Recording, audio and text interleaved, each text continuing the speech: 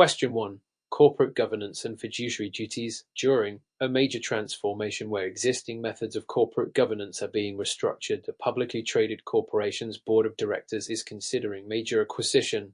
The board is aware that the transaction may significantly benefit some directors who hold substantial stock in the target company. However, they argue that the deal is overall beneficial to the corporation. Minor shareholder challenges the decision, claiming that the directors breached their fiduciary duties. Which of the following best describes the board's obligations in this scenario? A. The board must prioritize the interests of the shareholders above all else, including any personal benefits they might gain.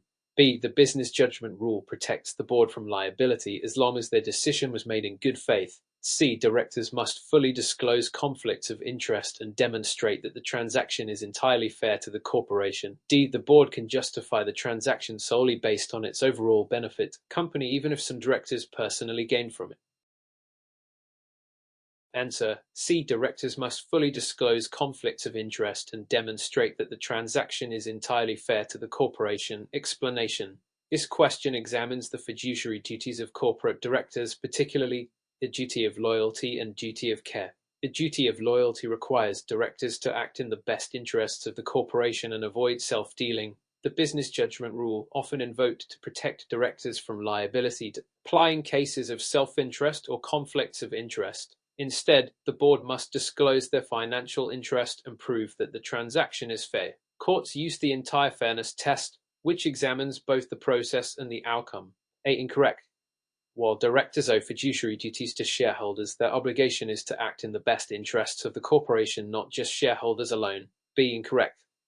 The business judgment rule does not apply if directors have financial interest in the transaction. Courts apply heightened scrutiny instead. C. Correct.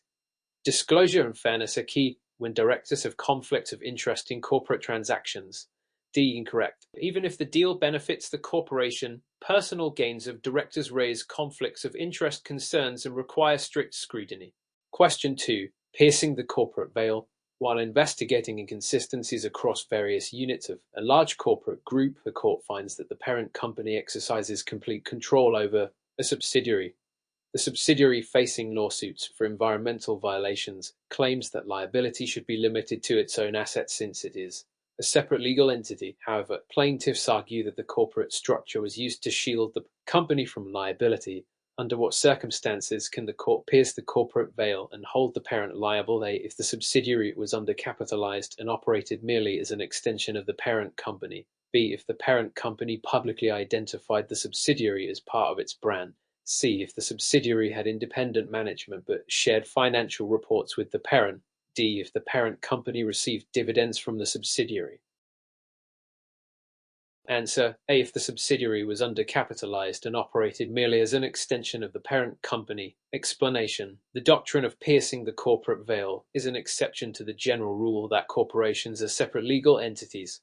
Courts may disregard the corporate form when a company is used as an alter ego of its owners or parent company, particularly in cases of fraud or undercapitalization. Key factors courts consider include inadequate capitalization.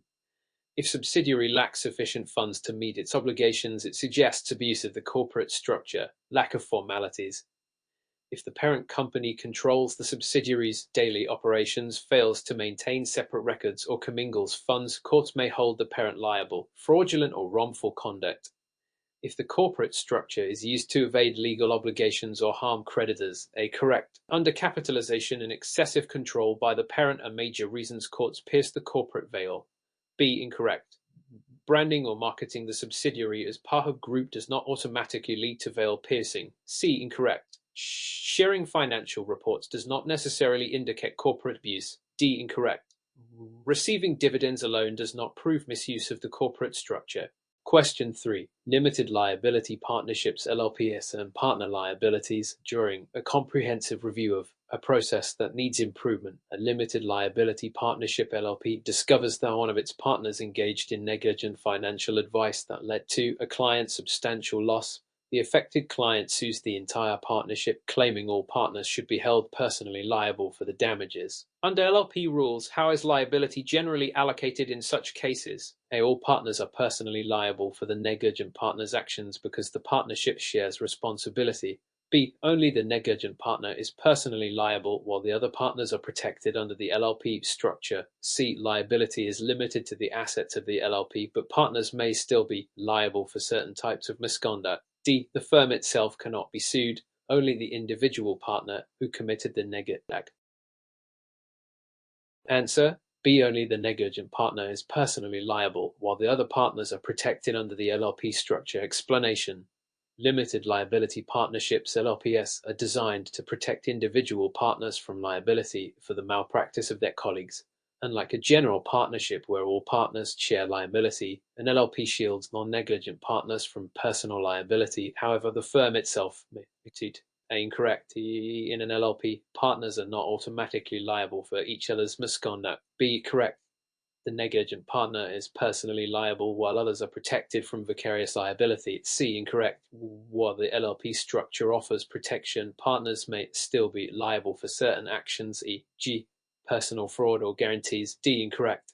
The firm itself can be sued even though liability may be limited. Partnership assets. Question 4. In an environment where different components must interact under a complex corporate structure, a multinational corporation (MNC) faces regulatory scrutiny due to allegations of improper governance practices. The company is structured with a parent corporation in the U.S., multiple subsidiaries in various jurisdictions, and joint ventures with local partners. The board of directors of the parent corporation has significant control over the subsidiaries, but governance decisions are often delegated to local boards in compliance with regional laws. The SEC investigates whether the parent corporation should be held liable for governance failures at a foreign subsidiary that engaged in fraudulent financial reporting. Under the doctrine of piercing the corporate veil, when can liability extend to the parent corporation for the actions of its subsidiaries? A. Only when the subsidiary is undercapitalized and the parent corporation fails to maintain proper corporate formalities. B. If the parent corporation exerts excessive control over the subsidiary and uses it as a mere instrumentality to commit fraud or wrongdoing. C. When the subsidiary and parent corporation share a similar brand name, causing market confusion. D. The parent corporation is always liable for the actions of its subsidiary under corporate governance laws. Answer: B. If the parent corporation exerts excessive control over the subsidiary and uses it as a mere instrumentality to commit fraud or wrongdoing. Explanation: the doctrine of piercing the corporate veil allows courts to hold shareholders or parent companies liable for corporate misconduct when corporate separateness is disregarded. The most common factors that courts examine include undercapitalization of the subsidiary, commingling of assets and lack of corporate formalities, excessive control by the parent corporation, use of the subsidiary as an instrumentality to commit fraud. In cases like United States v. Foods 1998, the U.S. Supreme Court ruled that a parent corporation is not automatically liable for a subsidiary's actions unless the parent's control is so pervasive that the subsidiary becomes mere alter ego. Option B correctly captures this principle, while option is incomplete, as lack of capital alone does not establish liability. Option C, brand similarity, is irrelevant to veil piercing, and option D is incorrect, as parent companies are not automatically liable under corporate governance laws. Question 5. During a major transformation where existing methods of capital raising are reevaluated, a publicly traded corporation considers issuing dual-class shares to maintain insider control while raising external funds. The company's founders argue that issuing non-voting shares will allow them to retain strategic decision-making power while attracting institutional investors. However, some shareholders challenge this, arguing that dual-class structure undermines shareholder democracy. What legal concerns must the corporation address before proceeding with dual-class share issuance? A. The company must ensure that all shareholders receive equal voting rights to comply with corporate governance rules. B. Securities laws generally prohibit companies from issuing dual-class shares as they create an unfair advantage for insiders. C. The company must disclose the differential voting structure in its IPO prospectus and comply with exchange listing requirements. D. Only privately held corporations can issue dual-class shares, as companies must have a single voting structure. Answer: C. The company must disclose the differential voting structure in its IPO prospectus and comply with exchange listing requirements. Explanation: dual-class share structures are not prohibited under U.S. law, but they must comply with Securities and Exchange Commission (SEC) disclosure requirements and stock exchange regulations. The SEC requires full disclosure of any voting discrepancies in an APO prospectus, ensuring that investors are aware of how control is distributed. The New York Stock Exchange, NYSE, and Nasdaq allow dual-class share structures, but some index providers, e.g. S&P 500, have barred companies with structures from inclusion. Option A is incorrect because there is no absolute requirement for equal voting rights. Option B is incorrect as securities laws do not prohibit dual-class shares. Option D is incorrect as public companies, e.g. Google, Facebook, have successfully issued dual-class shares. The key concern is ensuring proper disclosure and compliance with exchange rules, making option C the correct choice. Question 6. In a case where multiple parties have different objectives in a corporate merger company where a publicly traded firm is acquiring company B, a smaller, privately held company, some minority shareholders of company B argue that the valuation unfairly favors company A majority shareholders. Under the principles of fiduciary duties in mergers and acquisitions, what is the board's primary obligation when negotiating the deal? A. To maximize shareholder value for company A, as it is the acquiring entity.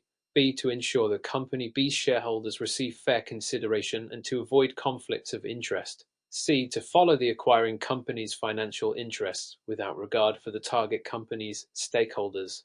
D. To primarily protect the EO and board of directors from potential lawsuits.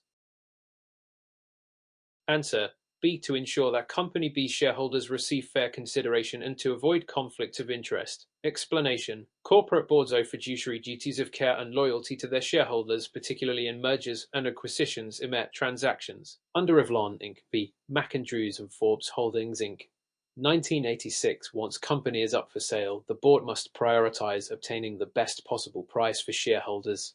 Duty of loyalty requires directors to avoid self-dealing or favoring certain shareholders over others. Option is incorrect as the duty extends beyond maximizing the acquiring company's value. Option C ignores obligations to the target company's shareholders. Option D misrepresents corporate law as fiduciary duties are to shareholders, not personal liability protection. Thus, option B best aligns with legal requirements. Question 7. When improving a process that shows unexpected results in a corporate setting, an employer discovers that independent contractors working on a critical project may have been misclassified as such instead of employees. The misclassification could expose the company to legal and financial risks. Under U.S. labor law, which of the following is a key factor in determining whether a worker is an independent contractor or an employee? A. The title given to the worker in the contract. B. Whether the worker is paid a fixed salary or per project. C. The level of control the employer has over how, when, and where the work is performed. D. Whether the worker signs an agreement waiving employee rights. Answer: C. The level of control the employer has over how, when, and where the work is performed. Explanation: the economic realities test and ERS common law test focus on control as the key factor in worker classification. Courts examine whether the employer dictates work schedules, provides tools, supervises tasks, and controls job execution. Option is incorrect as contract titles do not determine classification. Option B is misleading. While payment structure is relevant, control is the dominant factor. Option D is incorrect as workers cannot waive statutory employment rights. Thus, option C is correct because control over work performance is the primary determinant under U.S. labor law, Fair Labor Standards Act, FLSA. Question 8. During a major transformation where existing methods of decision-making are reevaluated, a publicly traded company is considering shifting from a traditional corporate governance model to a stakeholder governance model. The board of directors is concerned about fiduciary duty implications under state corporate law.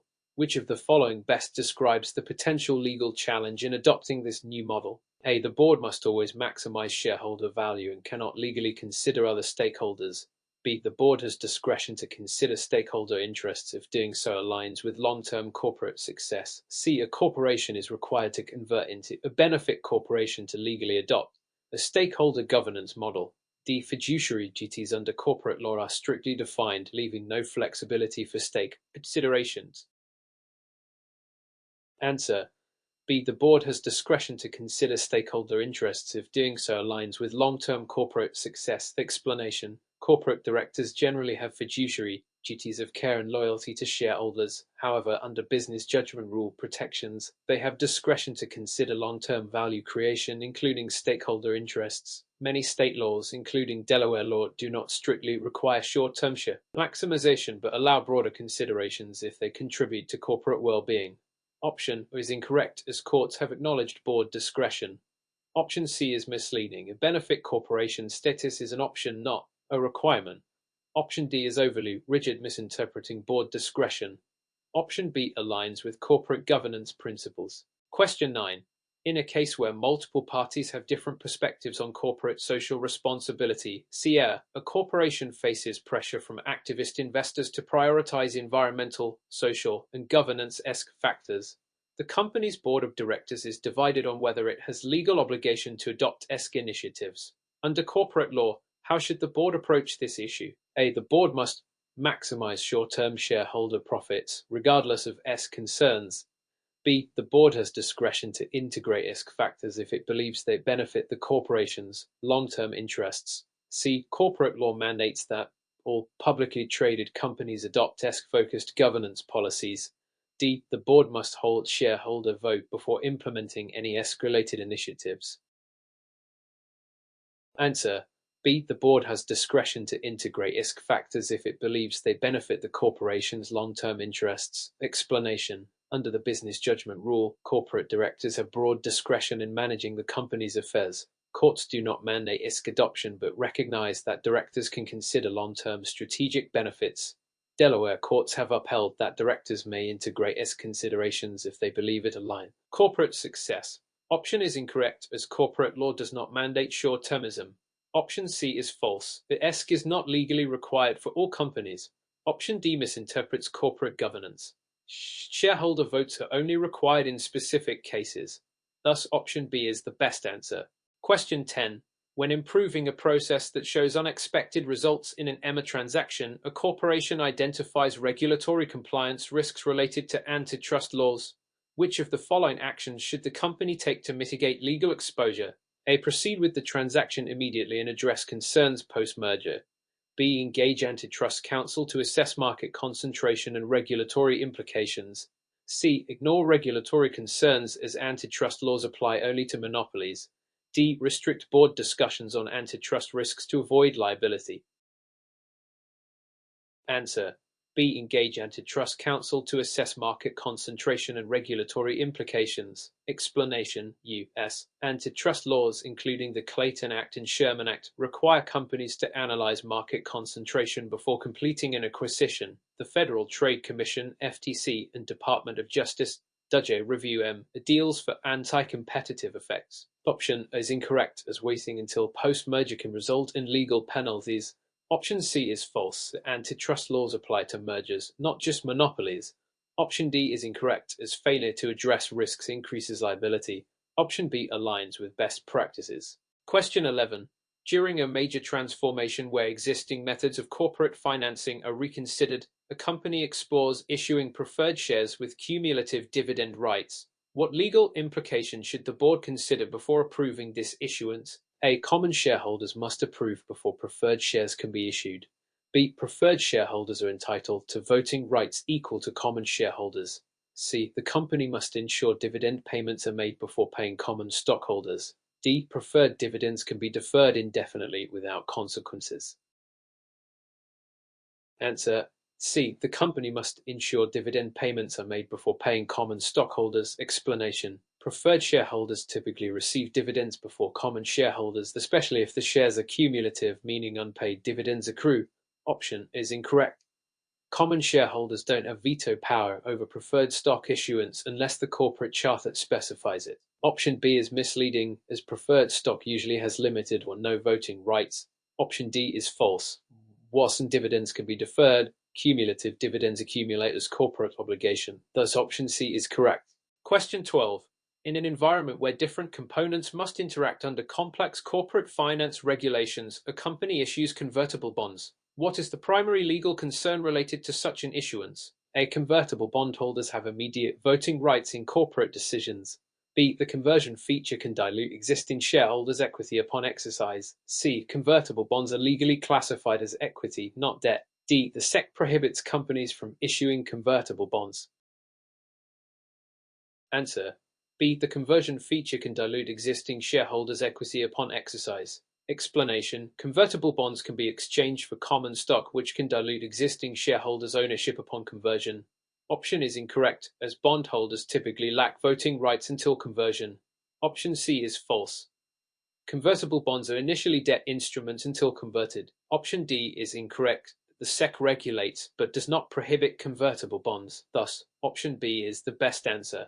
Question 13. When improving a process that shows unexpected results in executive compensation policies, a company faces shareholder backlash over excessive EEO pay. Under corporate governance rules, how can shareholders challenge executive compensation? A. Through a binding say-on-pay vote. B. By filing a derivative lawsuit alleging breach of fiduciary duty. C. By unilaterally reducing the CEO's salary. D. By petitioning the SEC to overturn the board's decision. Answer: B. By filing a derivative lawsuit alleging breach of fiduciary duty. Explanation: shareholders can challenge excessive pay through a derivative lawsuit, arguing that the board breached its fiduciary duty by approving compensation misaligned with corporate performance. Option is incorrect. Say-on-pay votes are advisory, not binding. Option C is false. Shareholders cannot directly modify salaries. Option D is incorrect. The SEC does not intervene in individual salary disputes. Thus, option B is the best legal remedy. Question 14. During a major transformation where existing methods of corporate decision-making are reconsidered, a company is debating whether to implement staggered board elections to prevent hostile takeovers. What is the primary legal consequence of adopting this structure? A. It makes it more difficult for shareholders to replace the entire board in a single election. B. It automatically grants preferred shareholders the right to vote on all board decisions. C. It eliminates the need for annual shareholder meetings. D. It allows the board to ignore shareholder proposals without consequence. Answer A. Makes it more difficult for shareholders to replace the entire board in a single election. Explanation: a staggered board, classified board structure means that only a portion of directors are elected in a given year, making it harder for an acquiring party to gain control in a single election cycle. Option B is incorrect, because staggered boards do not inherently affect preferred shareholders' voting rights. Option C is incorrect, because annual meetings are still required. Option D is incorrect, as shareholder proposals must still be considered under SEC Rule 14.8. Question 15. When improving a process that shows unexpected results in corporate governance, a company decides to adopt a dual-class share structure. What is a key legal risk associated with this decision? A. Dual-class shares may give disproportionate control to a small group of shareholders. B. All shareholders must have equal voting rights under corporate law. C. The SEC automatically rejects filings from dual-class companies. D. Institutional investors are legally required to oppose dual-class structures. Answer A. Dual-class shares may give disproportionate control to a small group of shareholders. Explanation: dual-class shares allow founders or insiders to retain voting control despite owning a minority of economic interests, which can create governance risks. Option B is incorrect, because corporate law allows different voting structures. Option C is false. The SEC allows dual-class firms but requires disclosures. Option D is incorrect. While some institutional investors oppose dual-class shares, it is not a legal requirement. Question 16. In a case where multiple parties have different perspectives on fiduciary duties, a company's CEO seeks to prioritize employee and environmental concerns over short-term shareholder profits. Under Delaware corporate law, how should the board respond? A. The board must maximize shareholder profits at all times. B. The board has discretion to balance stakeholder interests if it benefits long-term corporate value. C. The board is legally required to convert the corporation into Public Benefit Corporation (PBC). D. The CEO has the sole authority to set corporate priorities without board input. Answer B. The board has discretion to balance stakeholder interests if it benefits long-term corporate value. Explanation: under Delaware law, directors must act in the best interest of the corporation, but courts allow boards to consider long-term value creation, including stakeholder concerns. Option is incorrect. Shareholder primacy is not an absolute requirement. Option C is false. The companies do not need to be on PBCS to consider stakeholders. Option D is incorrect. Corporate priorities are board-driven, not CEO-driven. Question 17. During a major transformation where existing methods of corporate financing are reconsidered, a publicly traded company contemplates issuing poison pill provisions to deter hostile takeovers. What is a major legal limitation of this strategy? A. Poison pills can be legally challenged if they disproportionately entrench management. B. All shareholders must approve. Poison pill adoption. C. The SEC prohibits companies from using poison pills. D. Poison pills permanently prevent any future takeovers. Answer A. Poison pills can be legally challenged if they disproportionately entrench management. Explanation. Courts, especially in Delaware, unequal tests have ruled that poison pills can be invalid if they are purely defensive without a legitimate business purpose. Option B is incorrect because boards can usually adopt poison pills without shareholder approval. Option C is false. The SEC regulates disclosure but does not ban poison pills. Option D is incorrect. Poison pills deter but do not permanently block acquisitions. Question 18. When improving a process that shows unexpected results in capital allocation, a company considers repurchasing a large percentage of its outstanding shares. What is a key legal concern regarding stock buybacks? A. Stock buybacks must comply with securities laws, including restrictions on market manipulation. B. Buybacks automatically increase the voting power of all shareholders. C. Companies must distribute dividends before conducting buybacks. D. The SEC requires buybacks to be offered equally to all shareholders. Answer A. Stock buybacks must comply with securities laws, including restrictions on market manipulation. Explanation. Under SEC Rule 10(18), stock buybacks must not involve fraud or market manipulation, and companies must follow disclosure rules. Option B is incorrect. Buybacks reduce shares outstanding, affecting voting power unequally. Option C is false. Dividends and buybacks are independent decisions. Option D is incorrect. Companies can repurchase from open markets, not just equally from all shareholders. Question 19.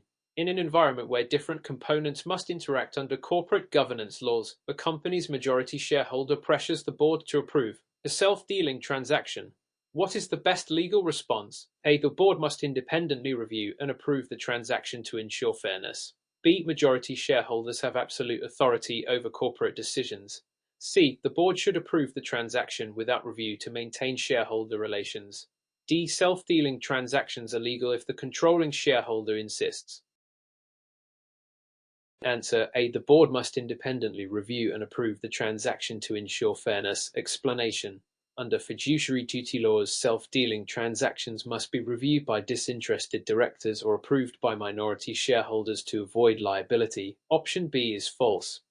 Majority shareholders do not have unchecked power. Option C is incorrect. Blind approval could breach fiduciary duty. Option D is false. Self-dealing is heavily scrutinized in court. Question 20. During a major transformation where existing methods of board oversight are reconsidered, a corporation decides to separate the EO board chair roles. What is a key governance advantage of this decision? A. It reduces conflicts of interest and improves independent oversight. B. It eliminates the need for shareholder meetings. C. It gives shareholders direct control over daily operations. D. It prevents the board from ever removing the EO. Answer A. Reduces conflicts of interest and improves independent oversight. Explanation. Separating the EO and chair roles allows for better oversight, reducing conflicts of interest. Option B is incorrect. Shareholder meetings are still required. Option C is false. Shareholders do not gain direct operational control. Option D is incorrect. CEOs can still be removed by the board. Question 21. When improving a process that shows unexpected results in executive compensation, a company's board faces legal challenges over golden parachute agreements. What is primary legal concern? A. Excessive golden parachutes can violate fiduciary duties if they do not align with shareholder interests. B. Shareholders are legally required to approve all executive severance packages. C. The SEC prohibits golden parachutes entirely. D. Golden parachutes allow companies to bypass regulatory requirements. Answer A. Excessive golden parachutes can violate fiduciary duties if they do not align with shareholder interests. Explanation. Golden parachutes can be challenged as excessive if they do not serve corporate interests, potentially violating fiduciary duties. Option B is incorrect. While shareholder votes may be advisory, They are not always required. Option C is false. The SEC regulates but does not ban golden parachutes. Option D is incorrect. Severance agreements do not override legal compliance. These 10 additional questions maintain consistency with your phrasing while covering key business associations concepts. Question 22. During a major transformation where existing methods of corporate governance are reconsidered, a board of directors debates whether to adopt cumulative voting for director elections. What is a key advantage of cumulative voting? A. It allows minority shareholders to concentrate their votes and increase their chances of electing a director. B. It eliminates the need for annual board elections. C. It ensures that all directors are elected unanimously. D. It prevents hostile takeovers by automatically favoring existing board members. Answer A. It allows minority shareholders to concentrate their votes and increase their chances of electing a director. Explanation. Cumulative voting allows shareholders to allocate all their votes to one or more candidates, increasing the representation of minority shareholders in the boardroom. Option B is incorrect. Annual elections still occur. Option C is incorrect. Directors are elected by majority plurality, not unanimity. Option D is incorrect. Cumulative voting does not directly prevent takeovers. Question 23. When improving a process that shows unexpected results in corporate liability, a company considers forming a limited liability partnership LLP. What is a key legal benefit of this structure? A. Partners are not personally liable for the malpractice of other partners. B. The partnership is taxed as a corporation by default. C. LLPs automatically convert into corporations after 5 years. D. An LLP shields partners from all forms of liability, including personal wrongdoing. Answer A. Partners are not personally liable for the malpractice of other partners. Explanation. An LLP limits liability for professional malpractice committed by other partners, but does not protect against personal wrongdoing or contractual obligations. Option B is incorrect. LLPs are pass-through entities for tax purposes. Option C is false. LLPs do not automatically convert into corporations. Option D is incorrect. LLP partners can still be liable for their own misconduct. Question 24. In a case where multiple parties have different perspectives on corporate social responsibility, a board of directors considers converting into a benefit corporation. What is a primary advantage of this decision? A. It allows the company to pursue social and environmental goals without breaching fiduciary duties. B. It eliminates all legal obligations to shareholders. C. It provides automatic tax exemptions for social impact initiatives. D. It prevents hostile takeovers by making shareholder activism illegal. Answer A. Allows the company to pursue social and environmental goals without breaching fiduciary duties. Explanation. Benefit corporations allow directors to balance profit with social and environmental goals, legally protecting them from shareholder lawsuits for not prioritizing profit maximization. Option B is false. Shareholder obligations remain. Option C is incorrect. Benefit corporations do not get automatic tax exemptions. Option D is incorrect. Shareholder activism remains legal. Question 25. During a major transformation where existing methods of financing are reconsidered, a company contemplates issuing a new class of non-voting shares. What is a potential risk of this decision? A. It may discourage institutional investors who prefer voting rights. B. It automatically dissolves the company's current board of directors. C. It gives common shareholders control over management decisions. D. It grants non-voting shareholders priority in bankruptcy proceedings. Answer A. It may discourage institutional investors who prefer voting rights. Explanation.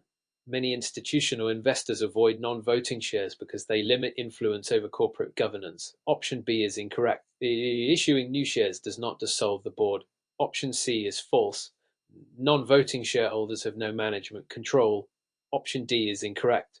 Preferred stock typically has bankruptcy priority, not common non-voting shares. Question 26. When improving a process that shows unexpected results in director compensation, a company's board considers offering stock options to executives. What is potential risk of this strategy? A. It may incentivize executives to prioritize short-term stock price increases over long-term growth. B. It legally prevents executives from selling their shares for 10 years. C. It forces executives to personally guarantee company debts. D. It automatically increases shareholder voting power. Answer A. May incentivize executives to prioritize short-term stock price increases over long-term growth. Explanation. Stock options tie executive pay to stock performance, which can lead to short-term decision-making rather than long-term stability. Option B is incorrect. Executives may face vesting periods, but not 10-year restriction. Option C is false. Executives do not personally guarantee company debts. Option D is incorrect. Executive stock options do not increase overall shareholder voting power. Question 27. In an environment where different components must interact under securities laws, a company's board faces legal challenges over its insider trading policies. What is fundamental legal requirement regarding insider trading? A. Company insiders must not trade on material non-public information. B. Executives are required to sell their shares before announcing major corporate decisions. C. All shareholders must receive insider information equally. D. The SEC automatically voids any trade made by corporate officer. Answer A. Company insiders must not trade on material non-public information. Explanation. Insider trading laws prohibit company insiders from using material non-public information to gain an unfair advantage. Option B is false. Executives are not required to sell shares before announcements. Option C is incorrect. Selectively sharing insider info is also illegal. Option D is false. The SEC does not automatically void trades, but it investigates and penalizes illegal ones. Question 28. During a major transformation where existing methods of shareholder engagement are reconsidered, a corporation decides to adopt proxy access. What is a primary effect of this decision? A. It allows certain shareholders to nominate board candidates on the company's proxy statement. B. It eliminates the need for shareholder votes during annual meetings. C. It prevents activist investors from proposing board changes. D. It gives the CEO unilateral control over the board nomination process. Answer A. It allows certain shareholders to nominate board candidates on the company's proxy statement. Explanation. Proxy access permits eligible shareholders to nominate directors in the company's proxy materials, improving shareholder influence. Option B is false. Proxy access does not eliminate shareholder voting. Option C is incorrect. It enhances shareholder activism rather than preventing it. Option D is incorrect. Proxy access limits CEO control, not increases it. Question 29.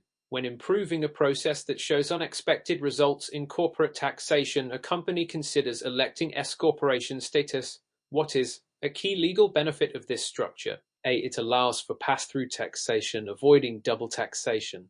B. It eliminates all payroll tax obligations. C. It automatically grants limited liability protection to shareholders.